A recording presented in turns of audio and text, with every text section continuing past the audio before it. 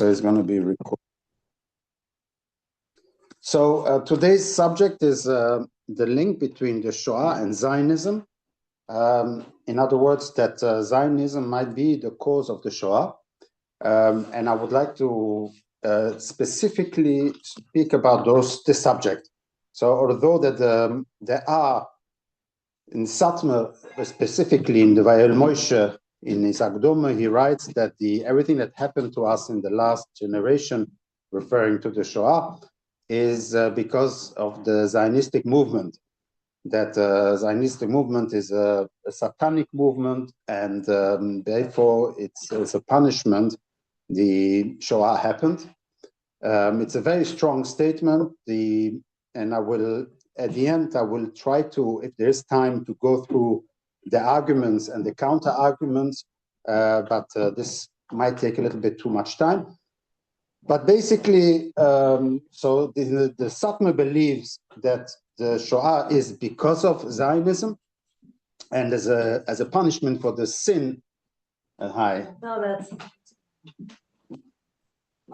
As a punishment for the sin of the Zionistic movement, because there is an issur in the Gemara, which in Gemara in Ksuvas, that says that the Jews are not allowed to go up to Eretz Yisrael with force. And so it's a sin to go up with force. And the second reason is, we will see also if there is time, is because the Zionistic movement, according to them, had only one thing in mind, and that is to destroy Yiddishkeit, is to take all the Jews from Judaism and to turn them into Zionists, and to completely destroy the whole Zecher of Yiddishkeit. And so the Satmar were very, very much against. And there are, on the other side of the spectrum, you have what we call the Dati Le'umi, the Zionistic Rabbonim, and they agree, actually. And indeed, they said, yes, it's true, it's because of Zionism, but not because of the sin of Zionism, but because that when Hashem opened up the doors for the Jews to come up to Eretz Yisrael, and after all, for 1,000 years, we davened to go back up to Eretz Yisrael. We asked Hashem, bring us to Eretz Yisrael. So when Hashem opened the doors after San Remo, after Balfour, that we had the possibility to go back up to Eretz Yisrael, most Jews just remained in Europe and didn't go up.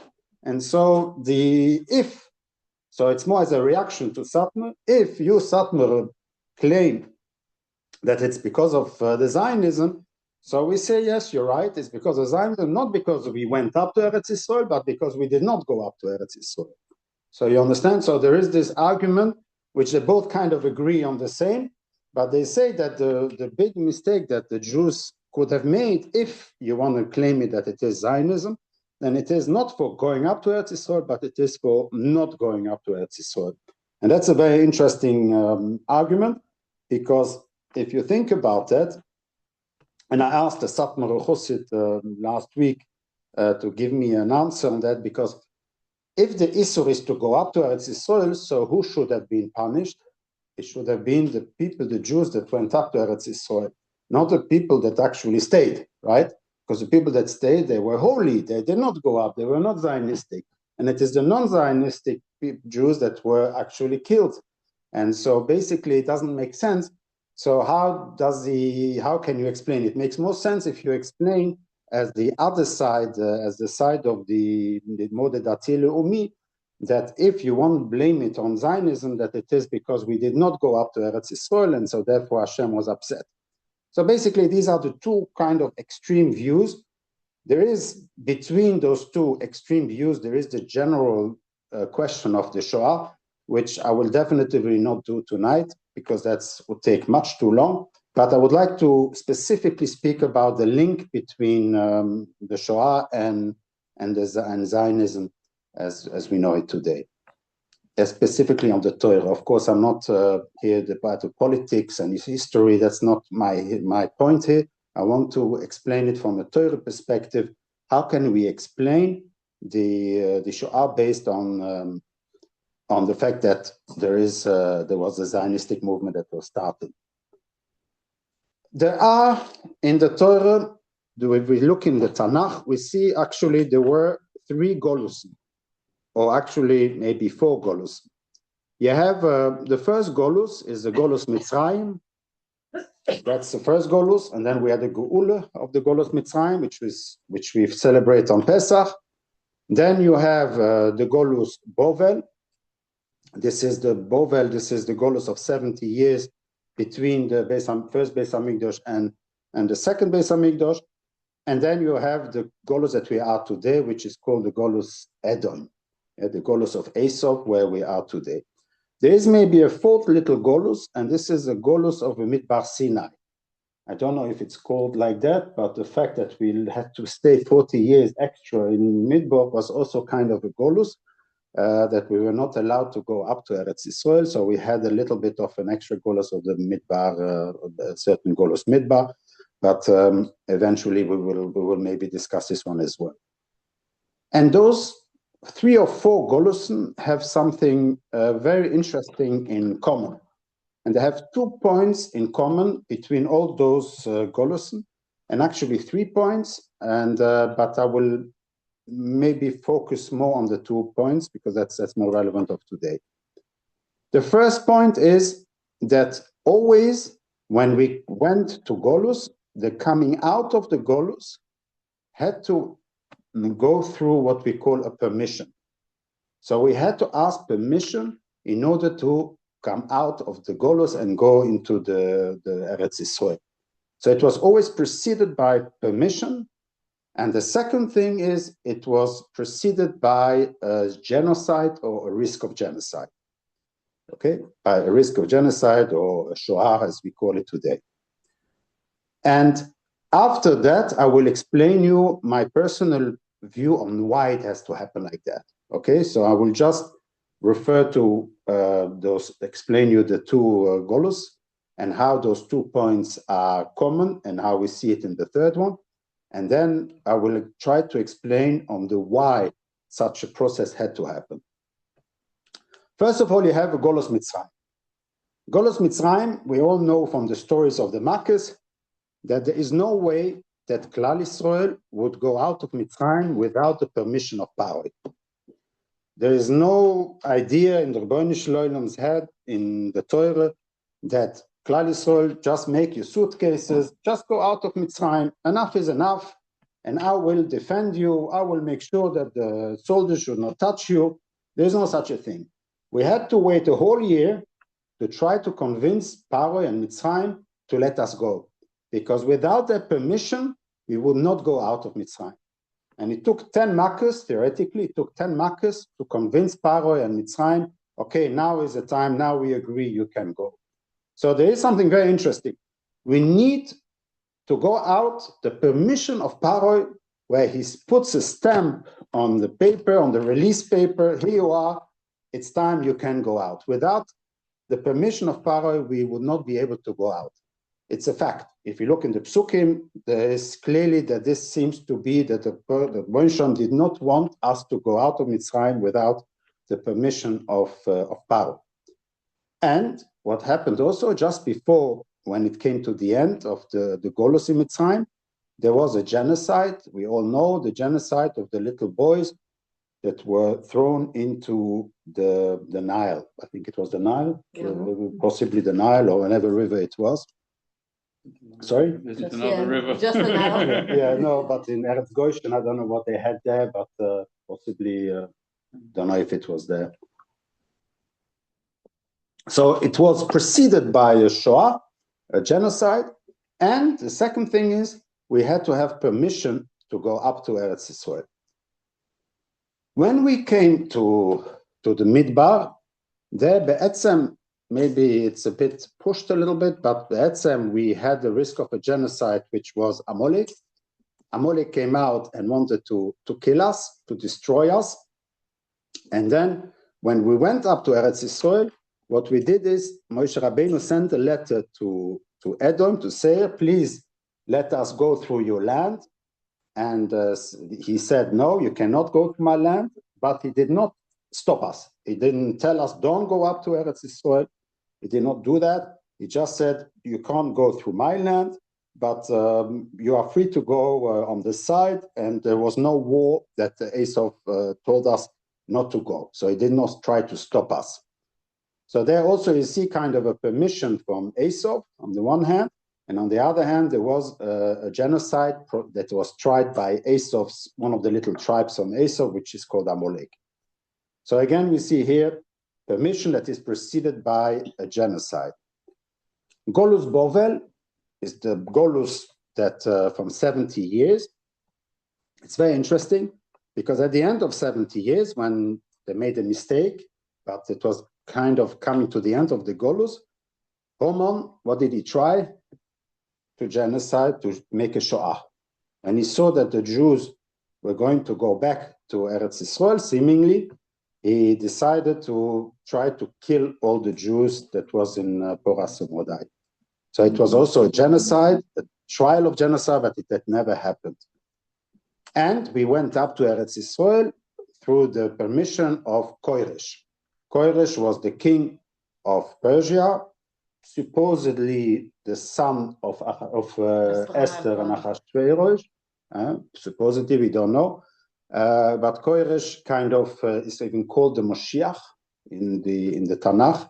He's called the Moshiach, although he was not Jewish, because he's the one that gave permission and helped the Jews to go back and to build the Beis Hamikdash. So again, we see. Sorry? If his mother was Esther, then he was Jewish. They was Jewish, but assimilated.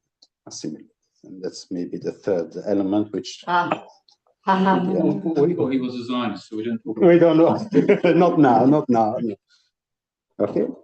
And so we see here three Golusen that all at the end kind of there is the permission that we have to receive, kind of a permission to go up, or we receive a permission to go up.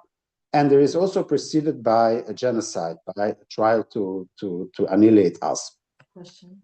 Yeah. Permission in the Midbar. It's Hashem, straight. Who? No, your permission is Edom. Is Edom. Yeah, Edom, we asked him, we told him, okay. and kind of, we'll see. He didn't really, I know it's a bit pushed, because we didn't really ask him permission to go to Eretz Yisrael, but we just sent him a telegram saying we are coming. And so Sichon, Melech Moiri, and Og Melech Aboshon, when they heard this, they came out to fight us. But Esau did not. They did not. We don't know. They did not try a war against us. And so kind of they said, okay, we don't want you to pass our land, but if you do it. Golos. Oh, sorry? It wasn't their Golos. Their Golos is them. Is it Golos now? Exactly. Yeah. It was by default. Permission by default. By default. Yeah. Because it was going to. Yeah, it was a passive permission. It's a passive permission. They did not fight. They did not send us back letters. If you dare going up, nothing at all. It was just don't go through our land. And then you have our Golos of today, which is called the Golos Edom, which is again Golos Edom from Esau. And here also coming to the end, if you believe in the Zionistic belief that we are today in the Ikvese de Mashiach, in the Asfalte de Geula, then the coming up to Eretz Yisrael, we already gave a shir here. This is the Mashiach ben Yosef, that we already have entered Eretz Yisrael. That part has been done already. And now what we're waiting is Mashiach ben David to come. But that means, in other words, that also we had to first ask permission to Edom, to Esau. We had to ask him permission. That was the San Remo and the Balfour. We know from Herzl that went around all the European leaders to ask permission to build a state. And basically, at the end, they gave us permission. Not only they gave us permission, they even supported us with the UN, the United Nations, gave us really the mandate with the stamp to say, okay, this is your land. You have a right to exist, and we have a right to defend ourselves. And so this is the United Nations. And it was preceded by Shoah. Again, we see just before, it's preceded by a Shoah, and this time by Bovel, the Golus Bovel, Hashem made sure that it should not happen, but somehow in the Shoah, it did unfortunately happen. And but you see again this pattern. So it seems that every time that we go up to Eretz Yisrael, we have to ask permission It seems like that. And it's preceded by, when we ask possibly, then they go and try to destroy us. So I would like to make a chidush here and try to explain you. Is this so far clear? So we see a pattern. You see a pattern that is coming back. And I will try to give you my personal opinion on the reason, of the possible reason on the why this has happened. There is a yesod in Chazal, which is Maase Ovois Simon Laboni. I know that by chance it's been used lately a lot, and even what's his name, Rav Tirnauer from the Satmar, he's been using it now in his shiurim also more and more, is to try to explain that whatever happens to us today is something that happened by our overs, by our ancestors. There is something very interesting that happened. Yeah, Maase Over Simelaboni means that whatever happened to our ancestors, what we find in Sefer Bereshis, is for us to learn, because it's a simon for us to understand what's going on today. Okay? And so Manitou is using this whole concept to explain that all these psukim beautifully is describing the end of the Golus, which we are living in. And so everything that happens with Yosef and Yehuda, and this I already gave a shir about that everything that happened is actually something that describes what is going on in the world of today. Okay, so that's the idea. There's something very interesting. Yaakov Avinu, the first time that Israel went to Golus, the very first Golus is Yaakov Avinu.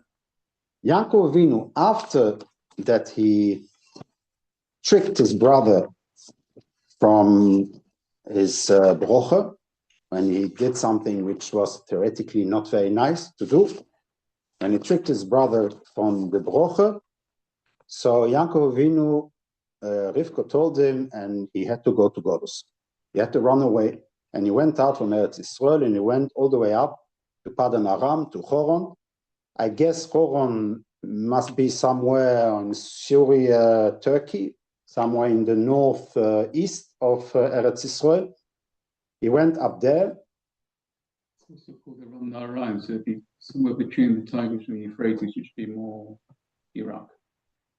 No, but normally the one that I've seen, the picture that I've seen in the Chumash is up north in more in the northeast. Okay, I don't know. In any case, it's up there, up north, and a little bit more in the north.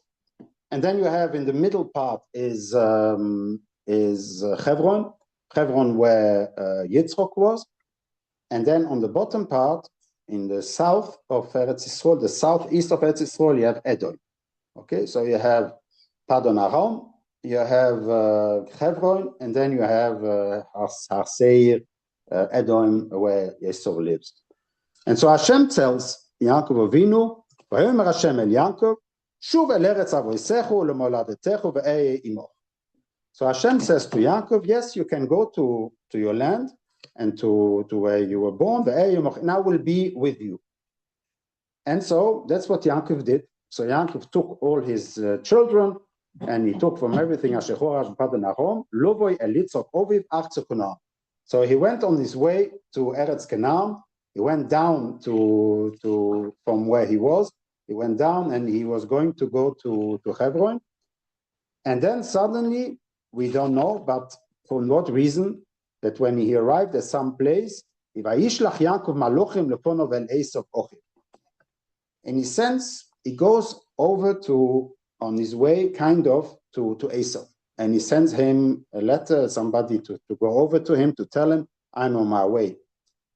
And of course, Esau reacts and says, okay, he's coming towards him. And this is something very strange, because Hashem tells him to go from where he was straight to Eretz Yisrael.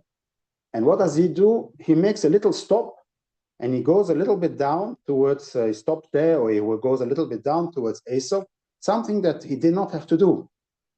And this actually put him into a very dangerous situation, because suddenly he realizes that Esau says to come back with a whole military, 400 people that have come, and Yaakov realized that there is here a danger of a genocide. And he splits his family, if you remember, he splits them in two machnes, and he says at least if one will perish, then the other one should hopefully survive. And he says, "Vayiro Yaakov moed vayetzer lo." He was extremely afraid, although it says in the Pasuk, "Ve'eh imo," but he was here afraid. And the possibility to explain that is that Yaakov did something from himself. Although Hashem said to him to go straight to his father, he didn't do that. He felt, as already explained it multiple times, Yaakov was a ishtom. He was an honest person. Emes, did an emes leYaakov. And he felt always the guilt of having tricked his brother. We have to realize Yaakov Avinu looked up to Esau. Esau was, as already explained that maybe not here, but Esau was considered a perfected man, the top perfection. He was born already completely like an adult, like head, and he was a fantastic hunter. He was the perfect leader of the Jewish nation. What Yitzchak saw in him, the leader of the Jewish nation. And Yaakov would be the one that will learn in the kollel, that will learn Torah, and that will give the kedusha with Esau to the land. But Rivko understood that it will not happen like that. But Yaakov was still very impressed by Esau. And he says, Ki alkein roisi ponecho, ki rois pnei Elokim. Yaakov says he words, which normally we translate as I don't know, you call it Hanife, what? Flattery. Yeah, but flattery, like just a flattery.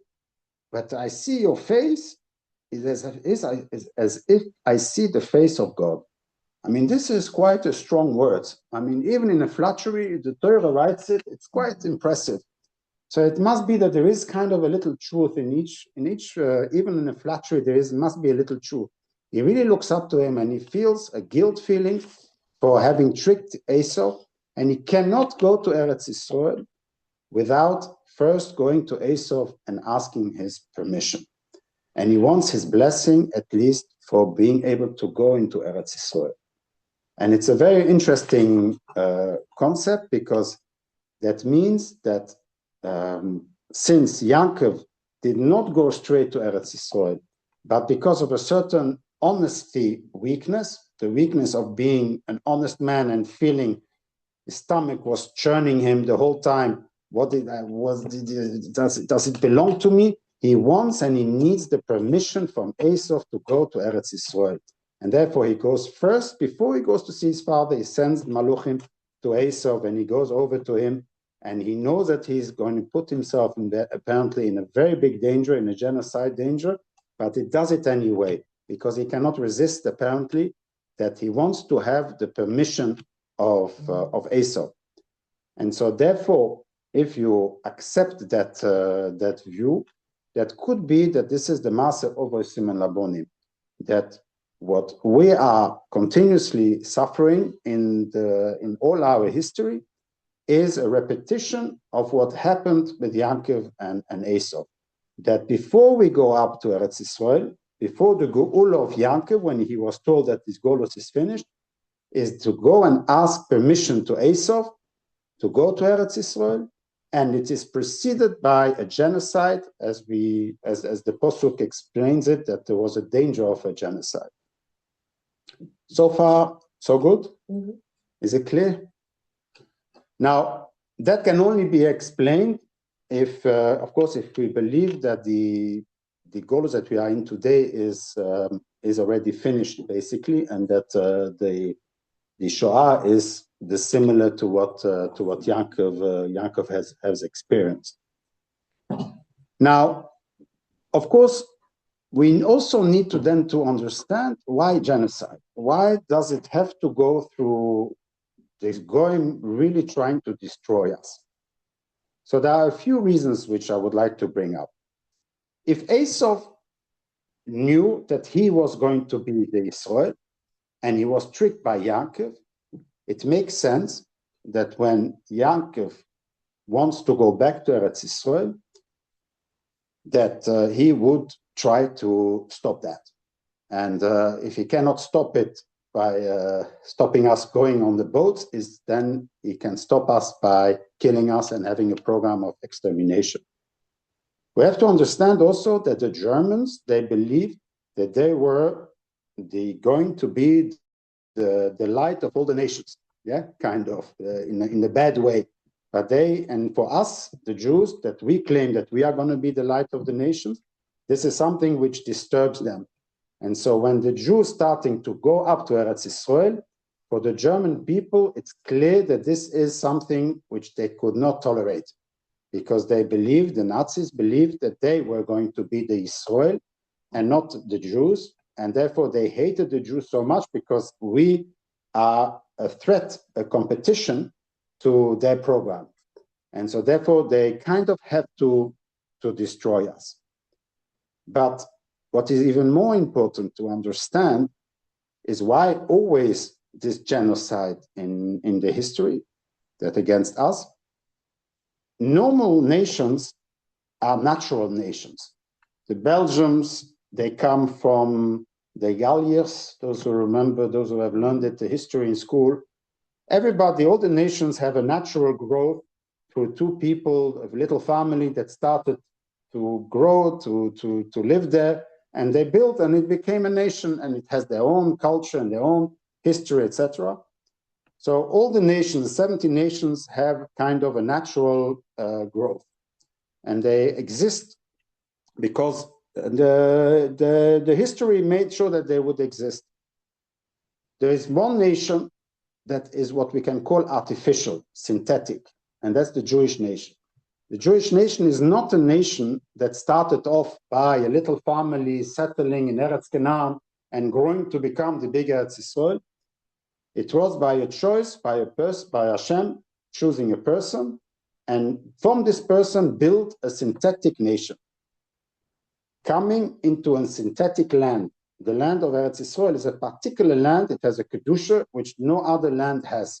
It's something like it's from outer space. It's something that when people enter the land, they feel, a lot of Goyim say that when they enter the land, they feel the kedusha. They cannot describe it, but they feel something particular. So we have a synthetic, out of the world land and a synthetic nation that is trying to settle in their land. This settling and this nation is to be understood as if somebody has a transplant. When you have a transplantation, it's a foreign object, a foreign organ that is put into the body. And what happens typically is that what you hope is that the body should not reject, because the first reaction of a body is to reject a foreign organ. And because it cannot, there is something foreign, and the first thing, the immunity tries to throw it away. Similarly, the existence of the Jewish nation is something which is foreign. The Goyim cannot accept it because it's a foreign object that cannot be described as the other nations. And so therefore, for them, it's either they accept it and they love us and they support us, or they reject us and they try to destroy us. I'm sorry, I don't see what it's more different and more artificial, the Jewish identity, than the Christian identity. Yeah, but because very good. you're talking No, about but you're right. Talking religion, Yeah, exactly. Yeah. So in terms of religion, you're right. And those two have also, there is a very particular thing that Judaism is a particular, it's not a universal religion, which is strange. All religions are universal. There's no such a concept of a particularity in a religion. But what I was speaking more is about a nation.